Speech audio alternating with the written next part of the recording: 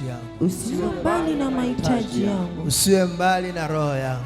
Usiwe mbali na roho yangu. Nifanye kuwa wako. Nifanye kuwa wako. Na mimi niwe wako. Na mimi niwe wako. Nisimamishe Jehova. Nisimamishe Jehova. Katika viwango vikubwa. Katika viwango vikubwa. Asante Yesu. Asante Yesu. Kwa maisha yangu. Kwa maisha. Basi mtazamaji, mahali unaponitazama, Mungu wa mbinguni akubariki. Yesu akutendee muujiza mahali ulipo. Basi siku ya Jumapili nitakuwa na ibada, siku ya dedication ya mahitaji.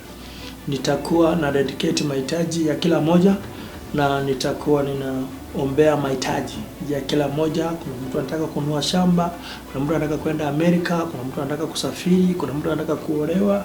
Nitakuwa na ibada special ya kuanoint watu na mafuta, ibada ya kuombea mahitaji. Mahitaji, ibada hiyo ni ya tarehe 29. Hii Jumapili tuko nayo.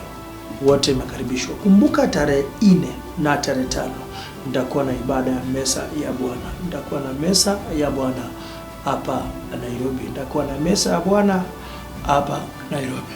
Nyinyi nyote mmealikwa. Mesa ya Bwana mmekaribishwa. Nyinyi nyote wakifika kwa ibada, kutakuwa na utukufu wa Mwenyezi Mungu.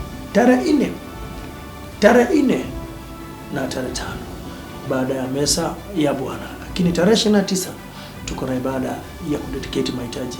Mungu wa mbinguni akubariki. Shalom.